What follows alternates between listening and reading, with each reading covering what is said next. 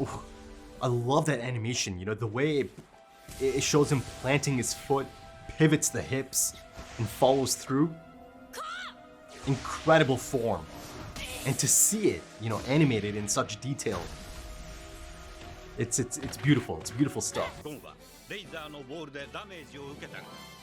Look at this dude. Maybe Razor sees a bit of Jing already in him, right? Right.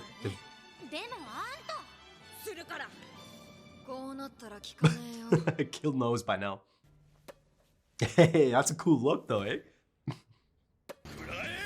Let's see. Ooh. Whoa! That's cool. Right, they've got the one back as well, right? Oh, wow. Oh, bro, you got caught lacking. Oh. Oh, that didn't sound good. Ah, okay, so he's out.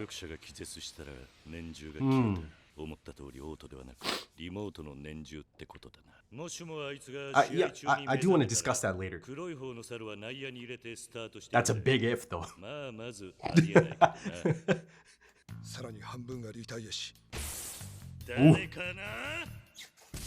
Oh, look at that serve. Beautiful.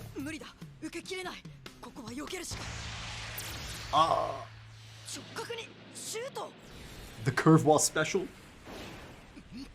Ooh. Catch it, catch it, catch it. Bungee gum. Oh, look at this.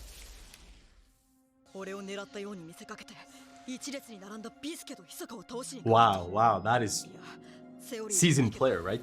Ooh, if that happened. Oh god, yeah, lights out.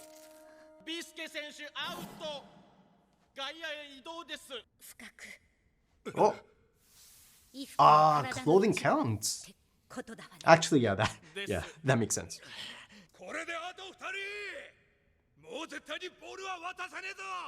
Gone? Oh. Oh.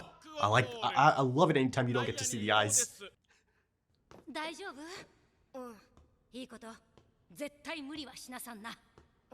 Oh, he's in the zone. Ooh, he's in the zone. He's in a trance.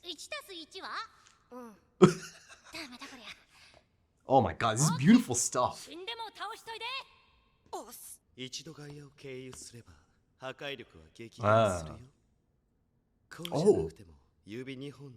And yeah, you had to use bungee gum in time. Let's have a look at Gon's face. His eyes, specifically.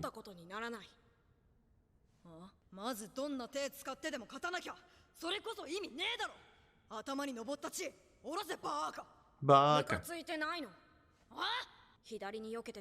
Oh, yeah. Gon, yeah, he saw. I mean, everyone saw, but Gon certainly saw. Whoa, look at this. Whoa.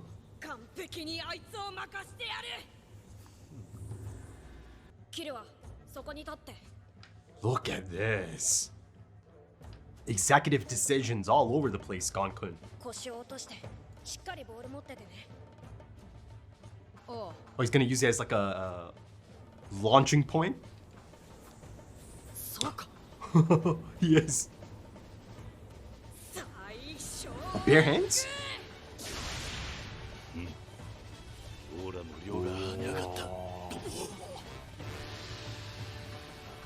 Kill, careful. Can he quickly? Maybe.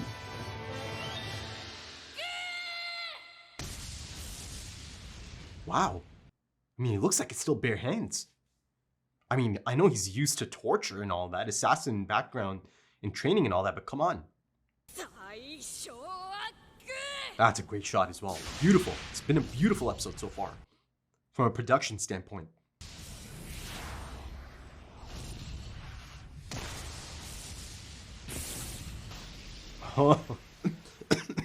Excuse me.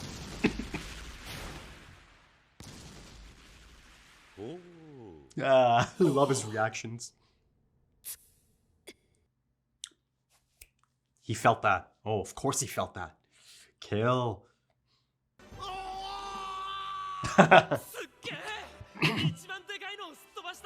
I love the framing of these shots. It's beautiful.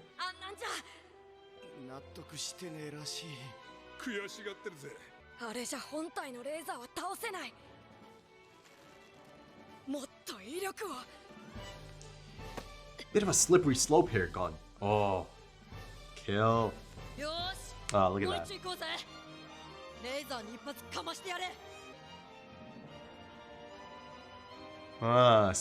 Okay. Wow. It's subtle, but it's there. You know, I think Gon knows. He understands that it must be painful. And his reaction there kind of told the story. This feels like a bit of a turning point. A critical episode. For Gon specifically, his character progression, arc. He's got all the time as well, right?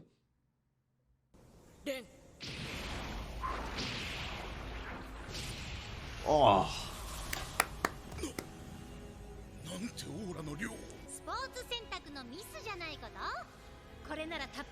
Right, yeah. There's no pressure to get it going. He can take his time. Ooh. The shift in the score, though.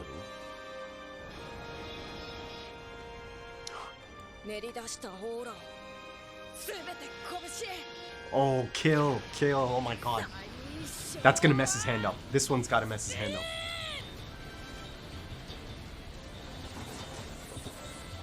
Whoa. Yeah, okay. I think I was right to feel like this is a big moment in the series. I'm just nerding out right now. Man, I'm thinking a kill.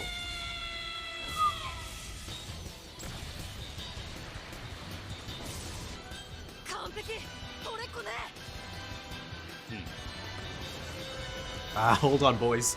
It is Razor after all. Oh! This is a bad motherfucker, man.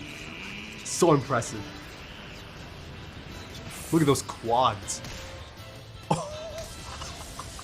Form. Oh, he took the sting out of it. Damn straight he did. Oh, new score, baby. I love it.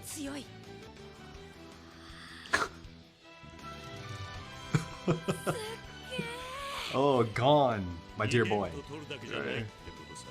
You're a unique one, aren't you? This is so exciting. Bungee Gon.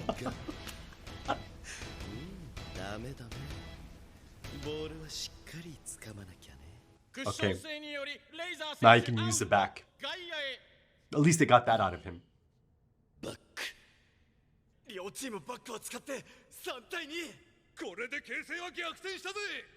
Let's see.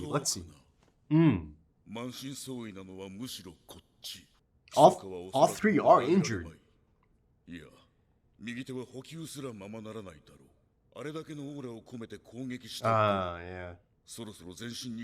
And he's got the injury as well, right? Yeah, about that. No.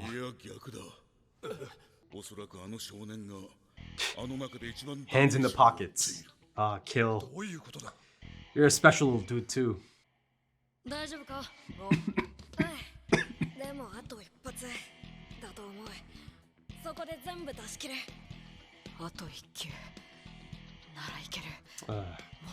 Oh god.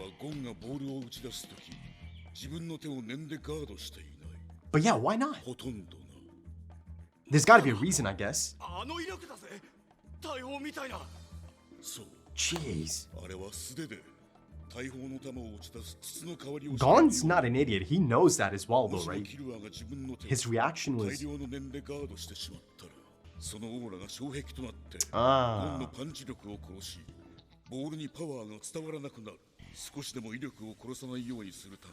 Wow. Sacrifices, eh?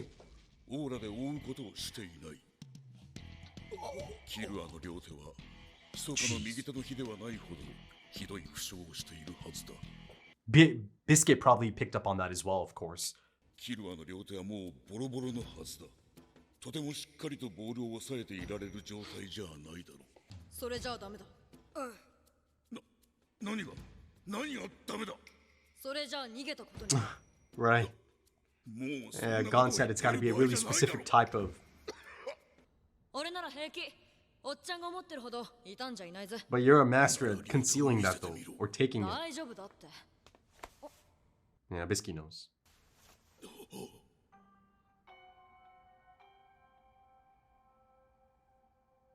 見ろ。もう痛み以外の感覚すらあるまい。やれるさ。もう一球ぐらいなら大丈夫だ。ゴン、俺やれるからな。無理だ。俺分かってたんだ。 Oh, yeah, that キ hit ル me. アの手のこと分かってた。鈴倉さん、悪いけど俺外野には行かない。ボールはキルアが持ってくれないと。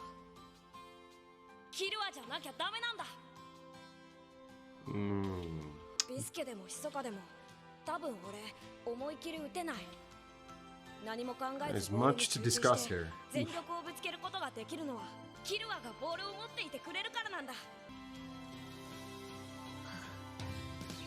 あ、分かったろ、おっちゃん。 I don't know, man. I don't think it's as wholesome as the music dictates at this point. The score. ひそかボールちょうだいね。あんまり投げるのは得意じゃないんだけど。 Hey, let's go, Biscuit. さっきのお返しよ。うまい。あの角度で当てればリバウンドはこっちのボールだ。 This is it. 3-on-1. Ah. 2番アウト。これで残る。 So that gives him the ball. なるほど。それは面白い。 I mean, if Hisoka finds it interesting, it's gotta be. けどちょっと自信ないな。 It's gotta be. そう。でも僕はぜひやってみたいね。 Is that やっ so? てみようよ、キルア。おう。 Ah. じゃあ決まりだね。たく、おめえはいつもとんでもないことを考えつけるな。 And you go along, don't you, 頼 Killua? むよ、キルア。それでは試合を再開します。 It's not as wholesome as it might seem. キルアがゴンに寄せる信頼は That they とて do. つもなく That 厚い they do, but 二人の友情に密かが加わるときどんな秘策が繰り出されるのであろうか。 I mean, listen, man. First of all, that's gotta be, for me, one of the best episodes of the series.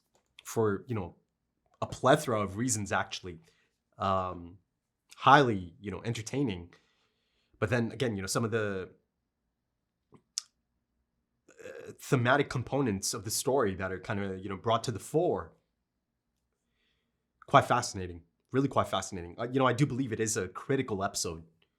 And it feels about right. You know, 70 episodes in.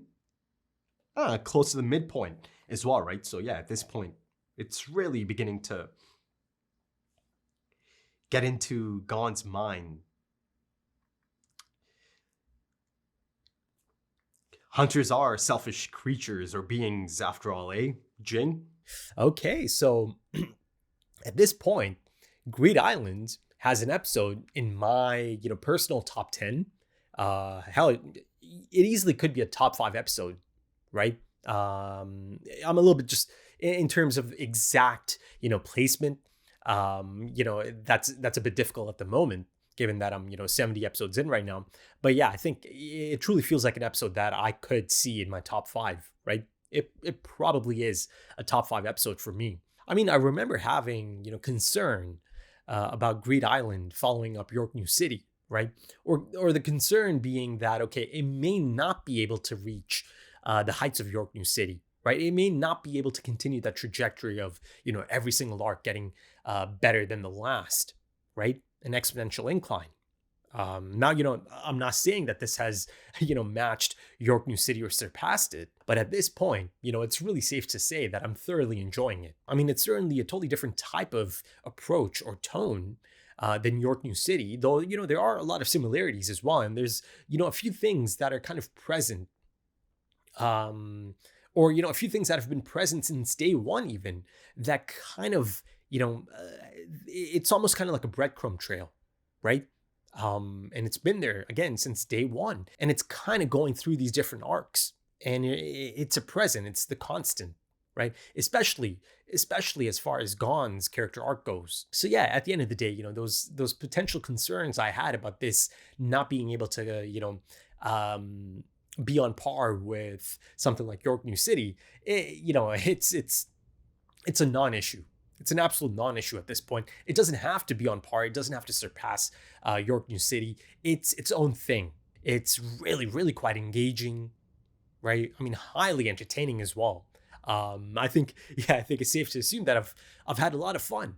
It's something I've noticed quite a bit in these episodes, that I find myself really, really enjoying and, laughing and smiling, and of course, being brought to tears as well at this point, because of some of the really, critical moments of this episode and this arc as a whole, and the anime as a whole, the story as a whole. Every single arc has its own chance to bring something unique, right? Something substantial, something crucial to the story as a whole and the characters as a whole, right?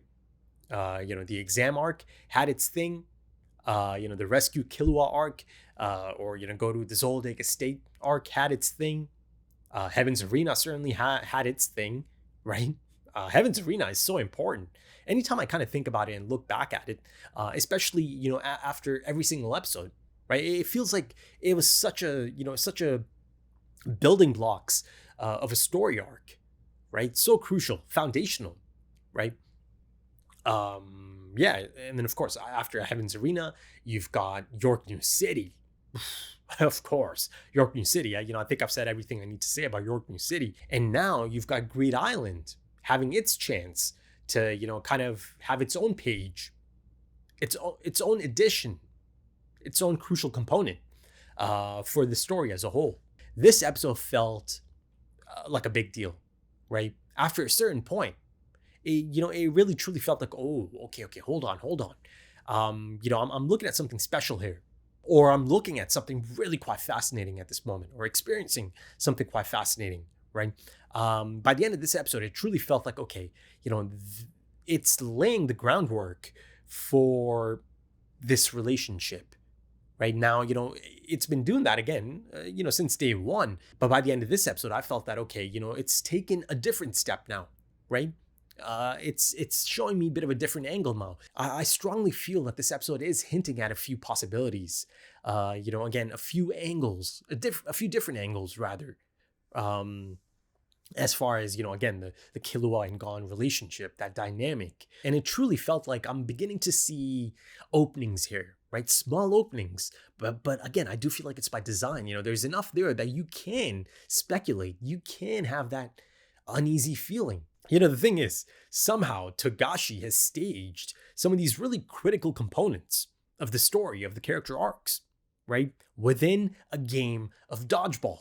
And then, of course, given that stage and the people that are a part of it, right, really established people as well. And I think that's another key component of this. And it's always been a key component of Hunter x Hunter, right? And by established people, I mean people that are established within the story, right? Established people as in, Bisky, Razor, Tezagera, right? These are people that are established in the world of the anime, right? As as successful people, as important people, or impressive people, really impressive. And then of course you can add many others to that list as well, right? Hisoka, he is here, he's present at the moment, but he's been around for some time now, so he's a constant. But you can add people like Netero, you can add people like Satotes, you can add people like Wing, you can add people like Illumi. And then, of course, much more recently, you've got people like Melody and, the Phantom Troop members. And to me, one of the most exciting things is to get their opinions, right? It's a really cool approach because, again, these people have been there, they've done that, they're established, they understand and know quite a bit. So anytime you get, an opinion on someone like Gon and Killua, through the lens of one of these characters, it's always really quite exciting to me. And a lot of times it'll be internal monologue as well, right? Be it Zepile, saying stuff like, okay, this is not someone that can be appraised, right? He gives it a shot, and he actually does a decent job, more than a decent job, in terms of getting a bit of a grasp on Gon and the type of person he is, right? And one of the common things that comes up quite a bit, I suppose, is the term dangerous. Zepal used it. Illumi also used it all that time ago, right? Dangerous is, I don't know, it is a common term associated with Gon, right? And then, of course, beyond their, take on, Gon being dangerous for, again, many different reasons, right? Zepal might think that Gon's dangerous for one reason, but Illumi might think that Gon's dangerous for another reason, right? Though, of course, there's similarities there as well. Certain things are certainly, really quite present across the board. But going back to the staging of this, and the monstrous challenge in front of them, and, in front of Gon specifically in Razor, you do see that it kind of brought out even more from Gon. Or it brought out even more of Gon, rather. Right? You see that he's really, truly able to express himself out there. I mean, at one point you see that he is like the captain of the team. He is capable of becoming that leader of the group, right? I mean, he just completely takes control of the situation, or rather, he completely, dials in, right? Tunnel vision, of course, is a crucial component of Gon's thinking. And, once he does kind of get there, once he does kind of lock in on something, it's simply just tunnel vision. Nothing else matters until that goal has been accomplished, right? Regardless of the cost. And there's a really interesting scene there, right? And you see Bisque asking Gon, right, if he's okay. And, essentially he's giving the same answer to everything until she switches it up. She changes it up, right? Because again, Bisque knows she's trying to understand something here. Right at the end, she switches it up and she says something like, beat him even if it kills you. And he reacts to that, right? Really reacts to that, because before that, he's just saying yes or okay to anything Bisque had to say, right? So the moment he hears the thing that he wants to hear, yeah, he reacts to it, doesn't it? But before that, nothing registers. And I'm sure this is something I am going to see in the future as well, in the story. But yeah, Gon gets back in there after using back, of course, and you see that Gon is more than capable of being methodical, patient, exacting. And you see that someone like Hisoka could tell that, okay, given his attitude at the moment, he must have a plan. And indeed, Gon had a plan. And the thing is, right, this idea of him just making executive decisions, he tells Killua to go stand there, right? He doesn't put the plan to him to get his opinion on the matter, right? He just tells him, go and stand there, and Killua just does it. Because of course, before anything else, Killua goes along almost immediately, without any questions or, hesitation, because there is this level of trust, an immense amount of trust that, each one puts in the other. It's really quite a unique friendship and relationship. And, let's not forget that these are really unique cases, really unique individuals as far as their upbringing goes, right? Killua, and the Zoldyck clan and that that family. I mean, listen, again, from a certain perspective, it's certainly quite toxic. From our perspective, rather, it appears to be really quite a toxic upbringing. But again, from Killua's perspective, that's normal. That is the norm in the Zoldyck family. That's just how things are. Now Killua is getting to experience other approaches, other people, and that's been an ongoing experience for Killua, a learning experience. And then of course for Gon, he didn't have any friends growing up.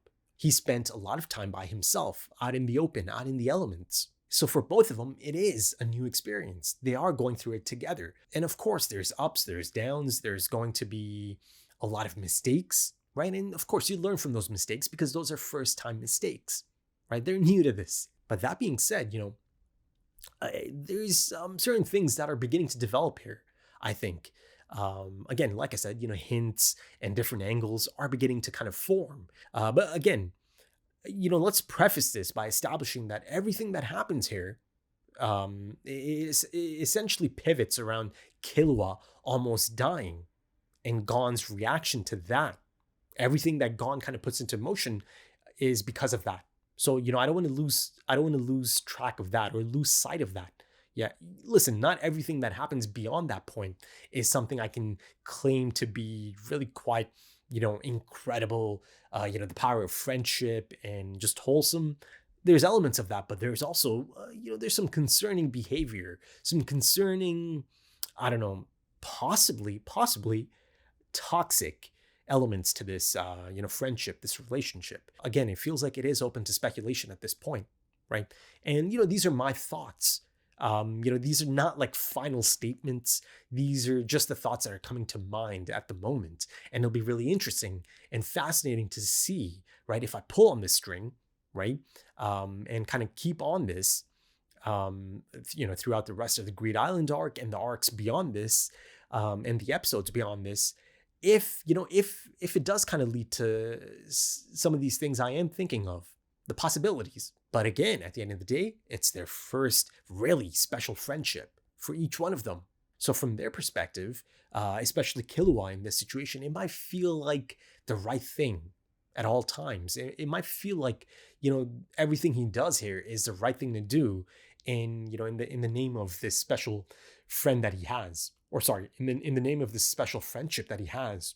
And at this point, it really feels like Killua is developing a, emotional dependency as well on Gon, right? And to me, it's kind of beginning to feel like, okay, in Killua's mind, right? Even if it's not something he could voice, it really kind of does feel like, okay, a part of him is afraid. Perhaps a part of him is afraid to lose Gon, to lose this really, really special person that's come into his life and just changed the trajectory of his life as well.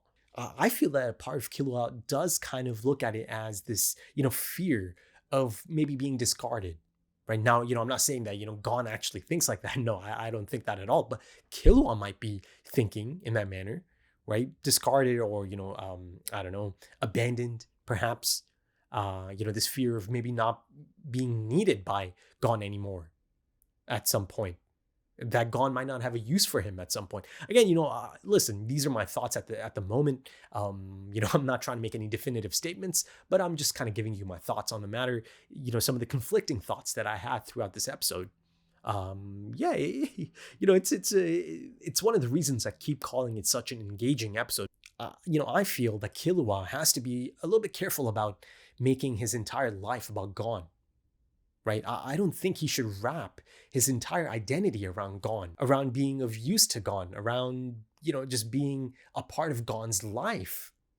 For an example, let's kind of look at a possible situation, like a what if situation. What if Gon and Killua cannot be together anymore at some point of the story, right? Right now it seems really quite unlikely, but, at some point in the story, down the line, cannot be around each other 24/7 anymore.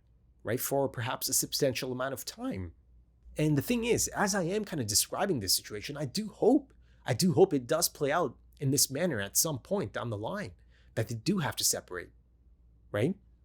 For some reason, of course, it would have to be something really quite important. Here's another thing to look at. I know I keep kind of going off on tangents, but, I'll be honest, I'm finding it a little bit difficult to kind of, latch on to one, talking point at the moment. I don't know if it's the meds I'm on right now or I don't know, but hopefully it's making sense. And I try my best to come back to my initial point. There's this thing about, Killua assisting Gon, accompanying Gon in his, search for Jing, for his father, right? And then, if you go back to Gon and Killua going to Gon's home, they basically established, okay, or Gon kind of, even voiced it, until you find your own path, your own goals, just come hang out. Both of us can do this together. at some point of the story, it might come to that he might not be accompanying Gon on his ultimate goal. Killua might have to take a different path, his own path, at some point, right? So yeah. I mean, I certainly hope I get that from the story at some point, because as much as I love these two together, as much as I enjoy their friendship, this relationship that they do have, and it is quite a dysfunctional one at that at times. Even if it is quite wholesome as well, I do kind of hope to see. I do kind of hope to see how Killua is going to function beyond, being around Gon. Could it possibly bring out an identity crisis for Killua? Could something like that happen even before they potentially ever kind of, have to separate? Lots to think about. A lot of this episode really, really had me thinking about Killua. I mean, I had a lot of concern for Killua, right? Again, just from a physical standpoint, the punishment that he is opening himself up to, right? Open to taking, for Gon, essentially, for Gon's plan. There's just, it's a really unique dynamic, and I think Killua almost kind of understands the things he kind of has to do from time to time, right? There's that one moment as Killua is kind of, explaining a few things to Hisoka, and this is as Gon kind of comes back into the game, and, Gon said no. He essentially, lets Killua know, no, that's not going to be acceptable. And you see, it's a bit of a side eye, but you see Killua's reaction. He knows, oh, okay, Gon's in he's having one of those moments. He's locked in. Nothing is going to change his mind, right? And Killua tries to kind of maybe pull him out of that mindset. I think he tells him to snap out of it. I think it's that running theme of Killua calling Gon an idiot. And, there's certainly an understanding about that as well, right? Gon understands, it's my job to do crazy things, to be an idiot, and it's your job to stop me. But, in a lot of these cases, Killua, he goes along, right? Gon puts out a crazy plan, something really quite out there, and Killua, more often than not, goes with the flow, like he does in this episode. Right? Listen, at one point, he's almost desperate. He's almost,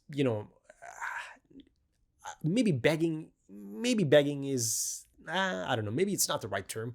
But, this is after the hand that gets pulled out of his pocket. Bisky pulls his hand out, and, it's one of those moments that hit me like a truck, right? Of course, that arrangement of the score as well, of that, specific track, it just... it really, really hit me hard.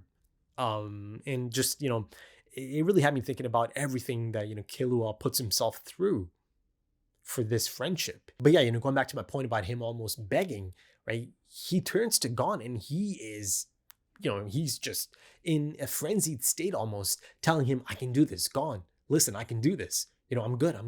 I don't know. To me, that was a little bit concerning. That was a little bit sad as well. Him really almost...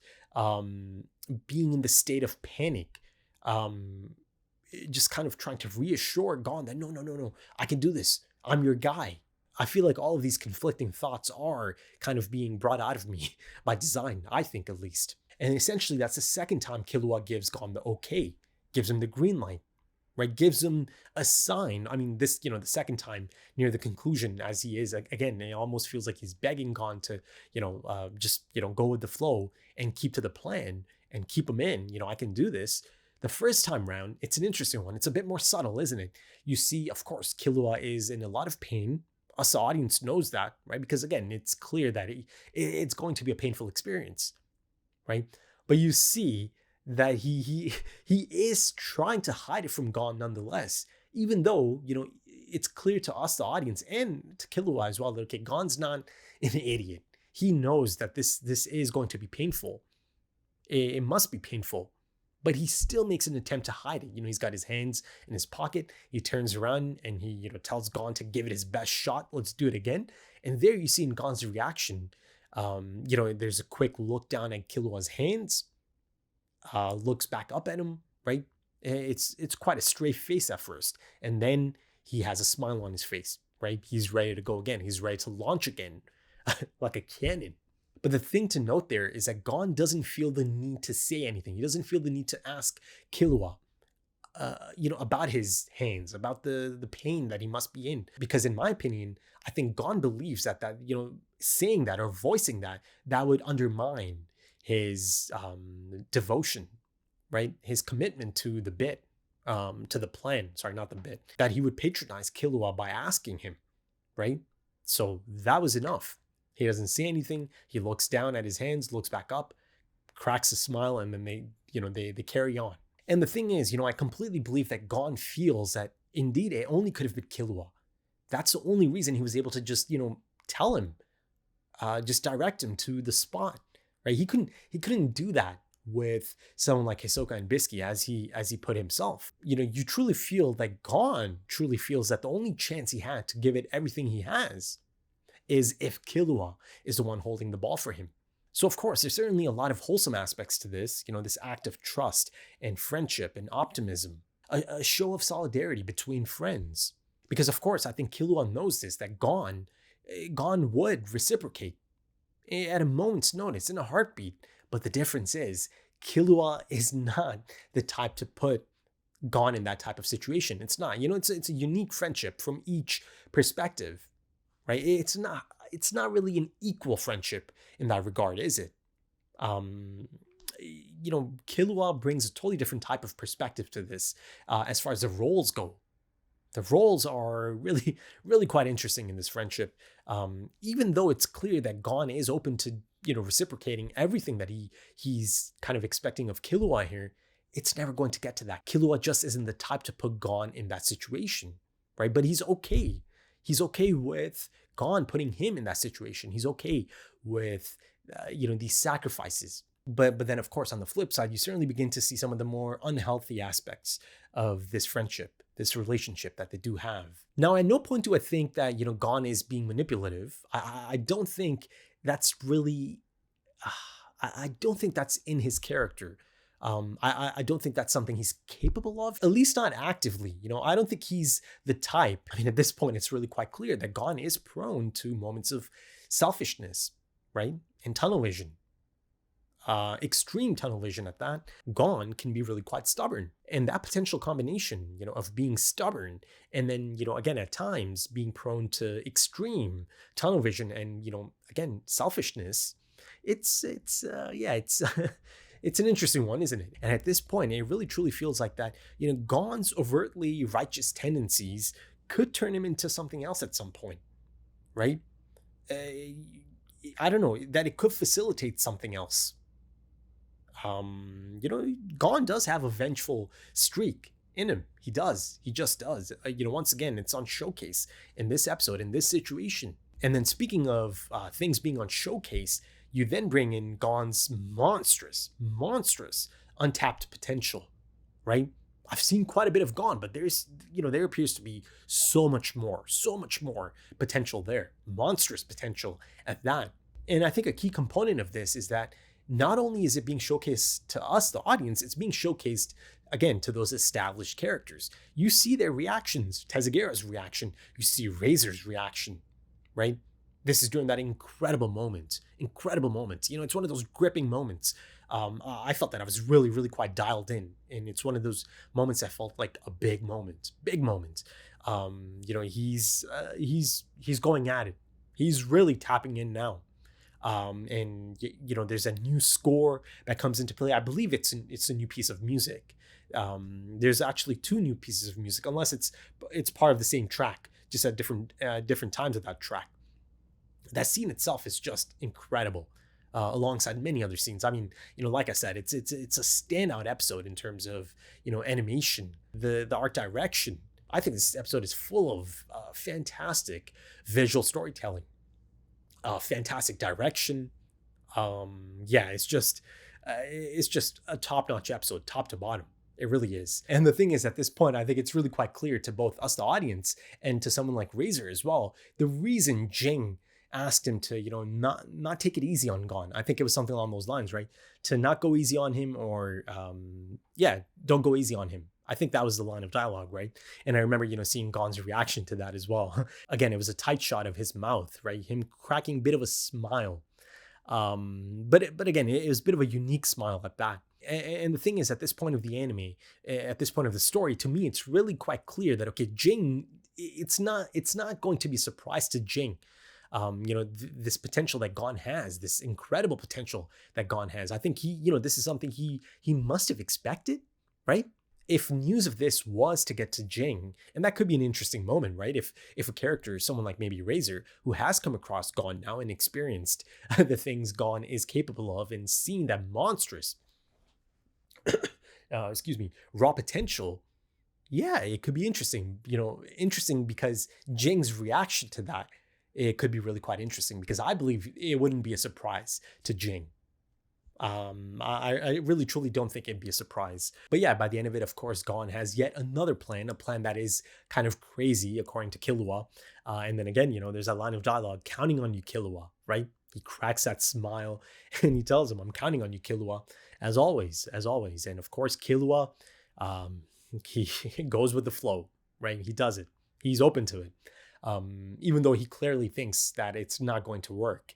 Hell, even Hisoka thought, okay, maybe it's not he didn't say it, but he felt that, okay, it's worth trying at least. And, it is something that excited him. So I'm guessing it's going to be something, I don't know, something that has a potential to excite someone like Hisoka, right? Given the things I know about Hisoka, and all of that.